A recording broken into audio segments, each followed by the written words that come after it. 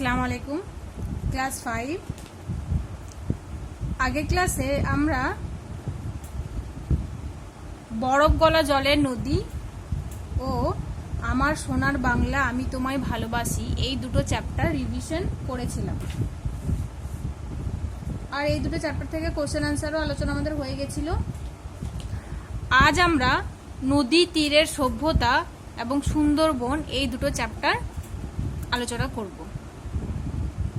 দেখো, নদী তীরের সভ্যতা সেটা জানার আগে আমাদেরকে জানতে হবে যে সভ্যতা কি। সভ্যতা বলতে আমরা কি বুঝি। তো দেখো, সভ্যতা কথার অর্থ হচ্ছে সভ্য মানুষের যে জীবনযাত্রা, সভ্য মানুষ যে নানা কাজকর্ম একসঙ্গে করছে সেটাকেই বলা হয় সভ্যতা। তোমরা জানো যে এক সময় মানুষ আজকে যেসব কাজ করছে সেগুলো এক সময় মানুষ জানতো না। মানুষ আগুন জ্বালাতে জানতো না, পোশাক পরতে জানতো না, চাষবাস করতে জানতো না, পশুপালন করতে জানতো না। আস্তে আস্তে মানুষ এগুলো শিখেছে, ধাপে ধাপে শিখেছে, তাই না? প্রথমে মানুষ গাছের পাতা খেয়ে থাকতো, গাছের পাতা ফলমূল খেত, তারপর গাছের পাতায় পোশাক হিসাবে পরিধান করত। তারপর আস্তে আস্তে মানুষ রান্না করতে শিখলো, আগুনের ব্যবহার জানলো, তারপর ঘর বাড়ি নির্মাণ করতে জানলো, কৃষিকাজ করতে জানলো। তারপর আস্তে আস্তে মানুষ টাকা পয়সার লেনদেন করতে শুরু করলো, ব্যবসা বাণিজ্য করতে জানলো, যাতায়াত করতে শিখলো মানুষ। তো এইগুলো, এই যে আস্তে আস্তে মানুষ একটা ধাপে ধাপে মানুষ এগুলো শিখছে, একসঙ্গেই কিন্তু মানুষ এই সব কিছু শিখে যায়নি, একটা ধাপে ধাপে এগুলো মানুষ শিখেছে। তো সেই সব ধাপ পার করে মানুষ আজকের এই অবস্থায় দাঁড়িয়েছে। এখন মানুষ চাঁদে পৌঁছে যাচ্ছে, তাই না? তো এই যে মানুষ প্রাচীনকাল থেকে ধাপে ধাপে আজকের এই অবস্থায় পৌঁছেছে, এটাই হচ্ছে সভ্যতা। মানে মানুষের সভ্যতা উন্নতি হচ্ছে, তো তার ফলেই মানুষের এত উন্নতি সম্ভব হয়েছে। মানে এই যে মানুষের জীবনযাত্রার মান উন্নতি হচ্ছে। তো এই যে মানুষের কাজকর্ম, এই কাজকর্মের ফলে জীবনযাত্রার মান উন্নতি হচ্ছে, এটাকেই বলা হচ্ছে মানুষের সভ্যতা। তাহলে এটা আমরা বলতে পারি যে সভ্য মানুষের যে নানান কাজকর্ম সেগুলোকে একসঙ্গে সভ্যতা বলা হয়। ঠিক আছে? নদী তীরের সভ্যতা এই জন্যই বলা হচ্ছে যে প্রাচীনকাল থেকেই আমরা দেখতে পাই যে যেসব সভ্যতাগুলো গড়ে উঠেছে সেগুলো সবই নদীর তীরে গড়ে উঠেছে। কারণ নদীর জলকে কাজে লাগিয়ে মানুষ কৃষিকাজ করতে পারছে। মানে নদীর জলকে কাজে লাগিয়ে মানুষের কৃষিকাজ করার সুবিধা থাকছে। আর নদীর জলে মানুষ মাছ চাষ করতে পারে। তারপর নদীর জলকে কাজে লাগিয়ে মানুষ পশুপালন করতে পারে। মানুষ নিজেদের দৈনন্দিন জীবনে যে প্রয়োজনীয় যে জল সেটাও পূরণ করতে পারে নদীর জল দ্বারা, তাই না? দৈনন্দিন জীবনে নদীর জল ব্যবহার করতে পারছে। সেই জন্যই প্রাচীনকালে নদী তীরবর্তী অঞ্চলে সভ্যতাগুলো গড়ে উঠত। তো সেই জন্যই বলা হচ্ছে যে নদীর তীরের সভ্যতা। তো প্রাচীনকালে কি কি সভ্যতা গড়ে উঠেছিল দেখো, আমরা জানি যে নীল নদের তীরে গড়ে উঠেছিল মিশরীয় সভ্যতা, সিন্ধু নদের তীরে গড়ে উঠেছিল সিন্ধু সভ্যতা, তাই তো? তো এই যে নদীর তীরে সভ্যতা গড়ে উঠছে, এই নদীকে মানুষ মায়ের মতো মনে করত। যেহেতু নদীর জলকে কাজে লাগিয়ে মানুষ চাষবাস করছে, মাছ চাষ করছে, মানুষের জীবন ধারণের জন্য জল খুবই গুরুত্বপূর্ণ, এটা তোমরা জানো। তো এই নদীকে কেন্দ্র করে মানুষ যেহেতু সভ্যতা গড়ে তুলছে, সেজন্য প্রাচীনকালে যে সভ্যতাগুলো সেগুলোকে বলা হতো নদী মাতৃক সভ্যতা। তো যেহেতু নদী মায়ের মতো মানুষকে লালন পালন করছে, সেজন্যই বলা হয় নদী মাতৃক সভ্যতা।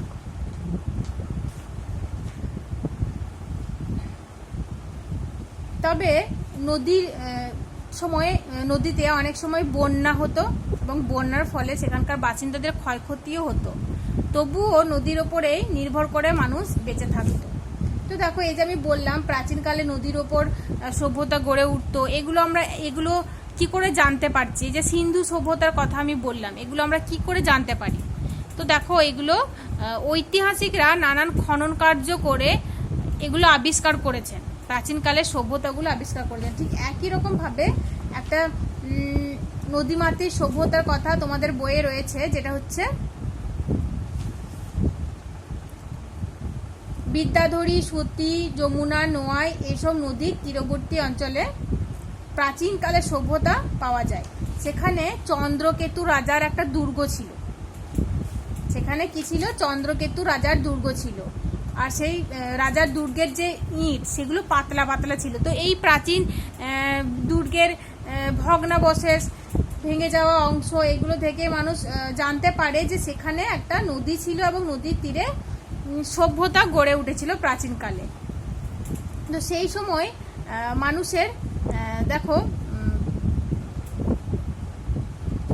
সেই সময় মানুষ কিভাবে জীবনযাপন করত সেটাও আমরা ওই সভ্যতার প্রাচীন যে সভ্যতার ভগ্নাবশেষ সেটা থেকে আমরা অনেকটা জানতে পারি। সেই সময় দেখো ইট কিন্তু খুব পাতলা ছিল, আর সেই সময় নর্দমাগুলো ইটের তৈরি হতো।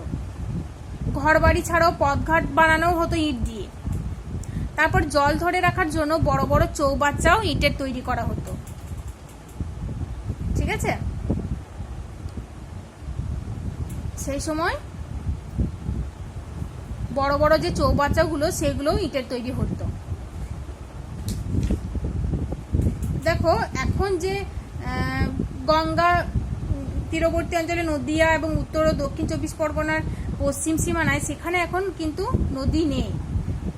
তবে ওই অঞ্চলের ভূমিটা খুবই উর্বর, খুবই উর্বর। তো কেন এই ভূমিটা এত উর্বর?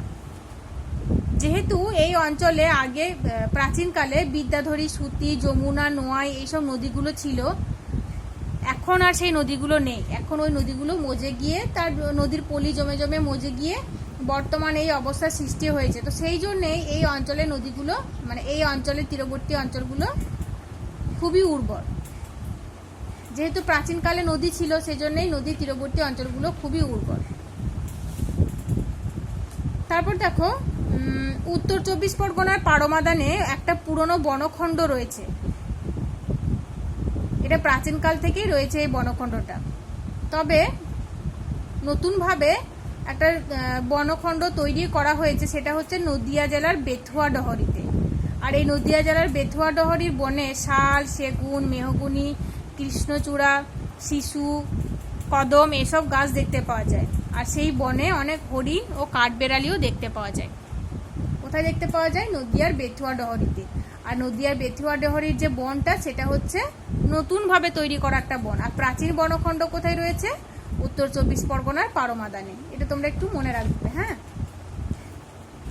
তো দেখো নদী তীরের সভ্যতা এই চ্যাপ্টার থেকে তোমাদের আমি কোশ্চেন আনসার দিয়েছি। এটা তোমাদের রিভিশন ক্লাস। তো দেখো যে কোশ্চেনগুলো আমি আগে দিয়েছি সেগুলো তোমরা ভালো করে পড়ো, তাহলে হবে। এরপর দেখো সুন্দরবন। সুন্দরবনটা নিয়ে একটু বলি। সুন্দরবনটা শুরু করার আগে আমি তোমাদের সুন্দরবনের মানচিত্রটা দেখাই, তাহলে তোমরা বুঝতে পারবে যে পশ্চিমবঙ্গের কোন অঞ্চলটা সুন্দরবনের অন্তর্গত, মানে কোন অঞ্চলে সুন্দরবন রয়েছে। ঠিক আছে, এটা হচ্ছে পশ্চিমবঙ্গের মানচিত্র। আর পশ্চিমবঙ্গের মানচিত্রের এই যে অংশটা তোমরা দেখতে পাচ্ছ নীল রঙের, এই দক্ষিণ 24 পরগনা আর এই দক্ষিণ 24 পরগনা জেলা এবং এই উত্তর 24 পরগনার দক্ষিণ অংশ, এই যে অঞ্চলটা পূর্ব মেদিনীপুরের দক্ষিণ অংশ, এই অঞ্চলটা পুরোটাই হচ্ছে সুন্দরবনের অংশ। এটা হচ্ছে সুন্দরবন। ঠিক আছে, তো সুন্দরবনে দেখো আরও একটু অংশ আছে যেটা রয়ে গেছে বাংলাদেশে। বেশিরভাগটাই রয়েছে বাংলাদেশে, কিছুটা অংশ পশ্চিমবঙ্গে রয়েছে। তো পশ্চিমবঙ্গের এই অঞ্চলটা হচ্ছে সুন্দরবন। ঠিক আছে, তো দেখো আমরা সুন্দরবনের মানচিত্রে আমরা সুন্দরবন কোনটা সেটা দেখলাম। আর সেখানে আমরা দেখতে পেলাম যে গাঙ্গেয় সমভূমির সমগ্র দক্ষিণ অংশটাই হচ্ছে সুন্দরবন। আর সুন্দরবনের বেশিরভাগটাই রয়েছে বাংলাদেশে। এটা আমি তোমাদের বললাম, বেশিরভাগটাই রয়েছে বাংলাদেশে। আর কিছুটা অংশ মানে উত্তর 24 পরগনার অল্প কিছু অংশ যেটা আমি মানচিত্রে তোমাদেরকে দেখালাম। আর দক্ষিণ 24 পরগনার পূর্ব দিকের প্রায় পুরোটা অংশ জুড়ে সুন্দরবন গঠিত, মানে সুন্দরবন রয়েছে। এই সুন্দরবনের ভূমির ঢাল হচ্ছে খুবই কম, যেহেতু এই সুন্দরবন অঞ্চলটা হচ্ছে পশ্চিমবঙ্গের সব থেকে নিচু এলাকা। এই অঞ্চলের ভূমির ঢাল সব থেকে কম। দেখো সুন্দরবনের যে অংশটা পশ্চিমবঙ্গে রয়েছে সেখানে মোট 102টি দ্বীপ রয়েছে, ঠিক আছে। 102টি দ্বীপের মধ্যে 48টা দ্বীপে ঘন বন জঙ্গল রয়েছে, যেখানে চাষবাস করা যায় না, সেখানে রয়েছে ঘন বন জঙ্গল রয়েছে 48টা দ্বীপে। সেটাকে বলা হয় বাদা। যেখানে ঘন জঙ্গল রয়েছে, চাষবাস করা হয় না, সেটাকে বলা হয় বাদা, ঠিক আছে। আর 54টা দ্বীপে মানুষ বন জঙ্গল কেটে সাফ করে বসবাস করতে শুরু করেছে, বসতি স্থাপন করতে শুরু করেছে, সেটাকে বলা হয় আবাদ। যেখানে বসবাস করছে না মানুষ, যেখানে ঘন বন জঙ্গল রয়েছে, সেটাকে বলা হয় বাদা। আর যেখানে বন জঙ্গল পরিষ্কার করে মানুষ বসবাস করতে শুরু করেছে, সেটাকে বলা হয় আবাদ। আর মোট দ্বীপের সংখ্যা হচ্ছে 102টি, মানে পশ্চিমবঙ্গে সুন্দরবনের মোট দ্বীপের সংখ্যা হচ্ছে 102টি। আরও দ্বীপ রয়েছে যেগুলো বাংলাদেশে রয়েছে, বেশিরভাগ দ্বীপগুলো রয়েছে বাংলাদেশে, ঠিক আছে, এটা মনে রাখবে তোমরা। তো দেখো এখানকার ভূমিঢাল বললাম খুবই কম, খুবই নিচু, আর এখানকার মৃত্তিকা লবণাক্ত। যেহেতু এই অঞ্চলটি বঙ্গোপসাগরের খুবই কাছে রয়েছে আর সমুদ্রের জল খুবই নোনা আমরা জানি, তো জোয়ারের সময় কি হয়, ওই বঙ্গোপসাগরের জল এই অঞ্চলে এসে প্রবেশ করে, সেই জন্য এই অঞ্চলের মাটি হচ্ছে লবণাক্ত, ঠিক আছে।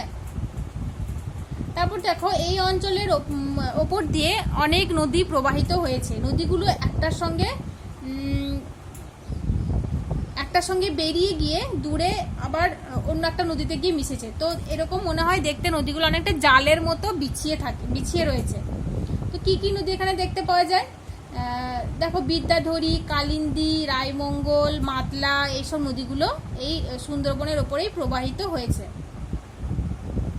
আর এই নদীগুলো, এই যে মাতলা, বিদ্যাধরী, কালিন্দী, রায়মঙ্গল, এইসব নদীগুলো এই সুন্দরবনের ওপর দিয়ে প্রবাহিত হয়ে সবগুলোই বঙ্গোপসাগরে গিয়ে মিশেছে। এখানে এই অঞ্চলে মানে সুন্দরবন অঞ্চলে যেহেতু অনেক নদী রয়েছে, সেই জন্য এই অঞ্চলে চলাফেরা করতে গেলে নৌকা দিয়েই যেতে হয়, মানে নৌকা করেই চলাফেরা করতে হয়। যেহেতু প্রচুর নদী এখানে, একটু দূরে গেলেই মানে একটু কিছুটা দূরে গেলেই নৌকা করেই যাতায়াত করতে হয়, ঠিক আছে। এই অঞ্চলের প্রধান প্রাণী হচ্ছে, খুব বিখ্যাত প্রাণী হচ্ছে রয়্যাল বেঙ্গল টাইগার। এটা তোমরা মনে রাখবে, সুন্দরবনের বিখ্যাত প্রাণীর নাম হচ্ছে রয়্যাল বেঙ্গল টাইগার, আর বিখ্যাত উদ্ভিদ হচ্ছে সুন্দরী। আর এই সুন্দরী উদ্ভিদের নামের জন্যেই এই জঙ্গলের নাম হয়েছে সুন্দরবন।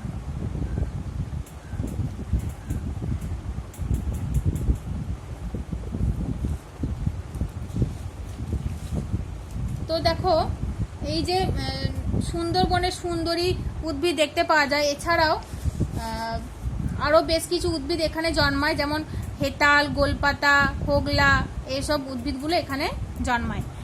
সুন্দরী, গরান, গেওয়া, হোগলা, হেতাল, গোলপাতা, এইসব উদ্ভিদ এখানে জন্মায়। আর এই উদ্ভিদগুলোকে বলা হয় ম্যানগ্রোভ উদ্ভিদ। কি বলা হয়? ম্যানগ্রোভ উদ্ভিদ। এই উদ্ভিদের বিশেষ বৈশিষ্ট্য দেখতে পাওয়া যায়, সেগুলো হচ্ছে এই উদ্ভিদের দুই ধরনের মূল দেখতে পাওয়া যায়, একটা হচ্ছে ঠেস মূল আর একটা হচ্ছে শ্বাসমূল। আমি বললাম এই সুন্দরবন অঞ্চলটি বঙ্গোপসাগরের কাছে অবস্থিত এবং এখানে মাটিতে লবণের ভাগ বেশি আর কাদার ভাগ বেশি, মানে লবণাক্ত মাটি এবং মাটিতে বালি কম, কাদার ভাগ বেশি, আর খুব স্যাঁতস্যাঁতে জায়গা। তো এই স্যাঁতস্যাঁতে জায়গায় উদ্ভিদরা যাতে শক্তভাবে দাঁড়িয়ে থাকতে পারে, সেই জন্যই উদ্ভিদের গা থেকে এক ধরনের মূল বেরিয়ে আসে, যেই মূলগুলো উদ্ভিদগুলোকে সোজাভাবে দাঁড়িয়ে থাকতে সাহায্য করে, সেগুলোকে বলা হয় ঠেস মূল। এটা তোমরা সবাই জানো, আগের ক্লাসে আমি বলেছি। তারপর দেখো এখানে যেহেতু মাটি খুবই লবণাক্ত, সেই জন্য মাটিতে অক্সিজেনের পরিমাণ খুবই কম। তো উদ্ভিদের শ্বসনের জন্য অক্সিজেন প্রয়োজন হয়, তো সেই জন্যই তারা ওই অক্সিজেন সংগ্রহের জন্য উদ্ভিদের মূলগুলি মাটির নিচে প্রবেশ করে আবার মাটির ওপরে বেরিয়ে থাকে। তো সেই মূলগুলিতে ছিদ্র থাকে, সেই ছিদ্রকে বলা হয় নিউমাটোফোর। তো এই ছিদ্র দ্বারা উদ্ভিদ অক্সিজেন সংগ্রহ করে। তো এই মূলকে বলা হয় শ্বাসমূল। যেহেতু ওই মূল দ্বারা উদ্ভিদ অক্সিজেন নেয়, এই মূলকে বলা হয় শ্বাসমূল। তো তাহলে দেখো ম্যানগ্রোভ উদ্ভিদের বিশেষ বৈশিষ্ট্য হচ্ছে এই উদ্ভিদের ঠেসমূল এবং শ্বাসমূল দেখতে পাওয়া যায়, ঠিক আছে। তারপর দেখো এই যে বললাম সুন্দরবন অঞ্চলে বিখ্যাত প্রাণী হচ্ছে রয়্যাল বেঙ্গল টাইগার। এছাড়াও এই অঞ্চলে মানে এই জঙ্গলে কামড় দেখতে পাওয়া যায়। এই অঞ্চলে যে নদীতে কামড় দেখতে পাওয়া যায়, খুব লম্বা কুমির দেখতে পাওয়া যায়। তারপর এই জঙ্গলে মানে সুন্দরবন জঙ্গলে মেঠো বিড়াল, বুনো শুয়োর, চিতল হরিণ এগুলো দেখতে পাওয়া যায়। এছাড়াও এখানে 100 বছর আগে চিতাবাঘ, জাভান গন্ডর, বুনো মহিষ, বারোসিংহা এগুলো দেখতে পাওয়া যেত। এখন আর এগুলো দেখতে পাওয়া যায় না, কারণ এগুলো বিলুপ্ত হয়ে গেছে।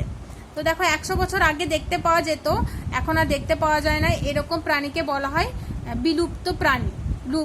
তো এই বিলুপ্ত প্রাণীর উদাহরণ হচ্ছে চিতাবাঘ, জাভান গন্ডার, বুনো মহিষ, বারোসিংহা এগুলো।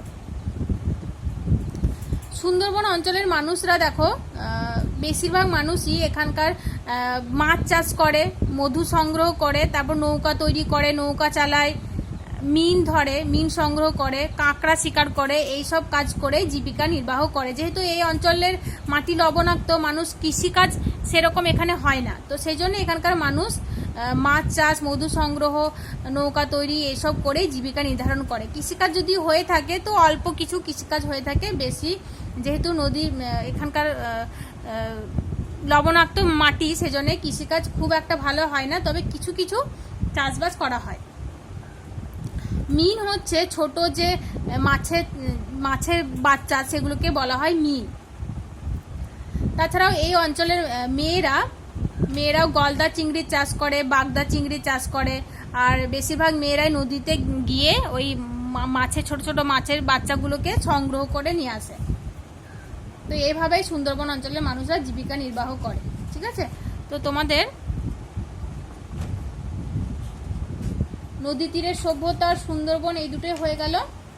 তোমাদের টেক্সট বইয়ে এটা নিয়ে একটু আছে, আমি একটু তাহলে বলে দিই টেক্সট বইটা পড়ে, তাহলে তোমরা একটু ভালো করে বুঝতে পারবে। আর এই ভিডিওটা দেখার পরে তোমরা নিজেরাও ভালো করে পড়বে, আর আমি যে কোশ্চেন আনসারগুলো দিয়েছি সেগুলো ভালো করে পড়ো। আর তোমাদের যে একটা বই আছে সেই বইয়ের কোশ্চেন আনসারগুলো পড়বে, তাহলেই হবে। তো দেখো নদী তীরের সভ্যতার একটু বলি তোমাদের টেক্সট বই দেখে। মানচিত্র দেখতে দেখতে রফিকুল বলল যে গঙ্গা তো নদিয়া উত্তর ও দক্ষিণ 24 পরগনার পশ্চিম সীমায় অবস্থিত, ইচ্ছামতি পূর্ব সীমার কাছে, মাঝে তো কোনো নদী নেই, তাহলে এই ভূমি এত উর্বর হলো কিভাবে? হলো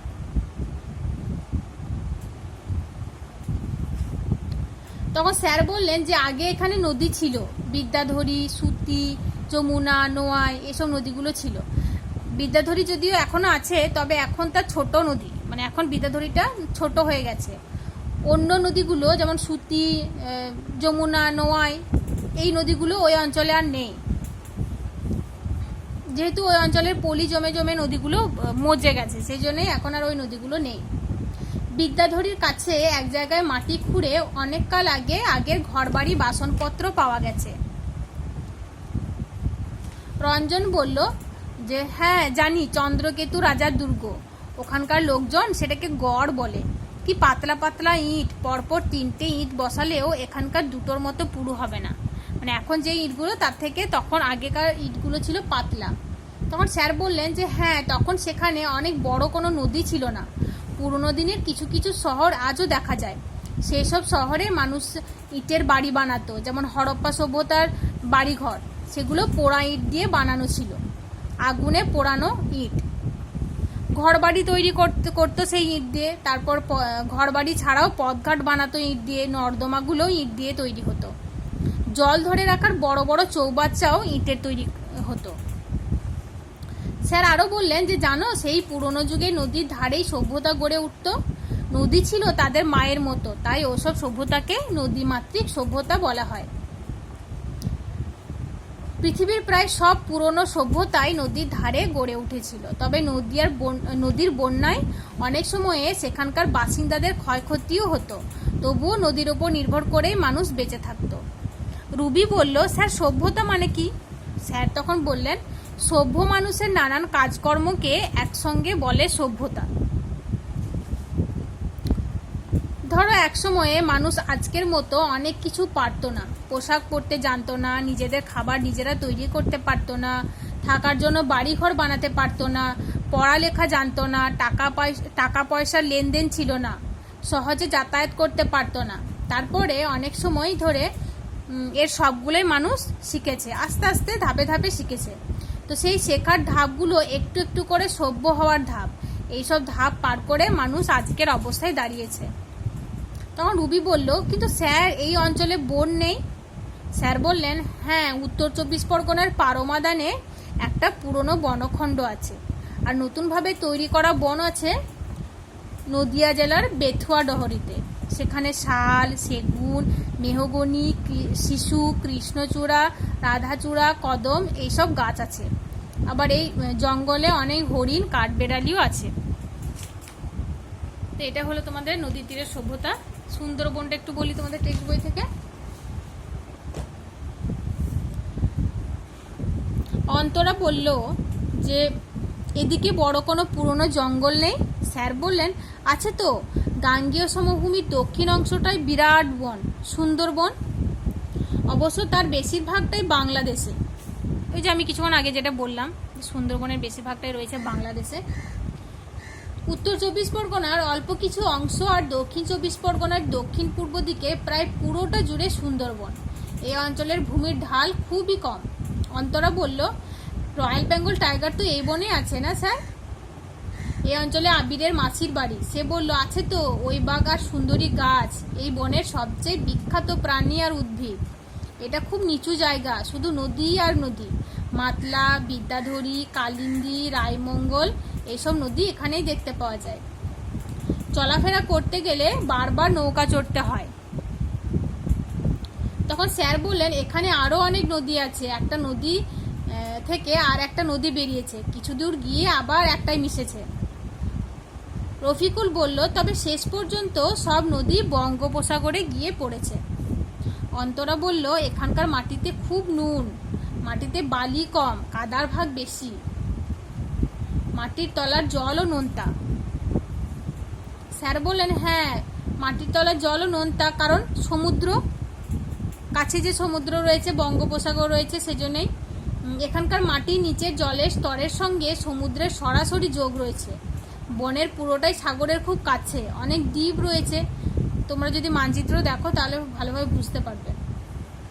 তো সবাই তোমরা মানচিত্রটা তোমরা নিজেরাও দেখবে। আমি যে মানচিত্রটা তোমাদেরকে দেখালাম সেটা তোমরা একটু দেখবে, তাহলে বুঝতে পারবে যে সমুদ্রের কাছেই কি সুন্দরবনটা রয়েছে, আর সেই জন্যই এখানকার মাটিটা লবণাক্ত।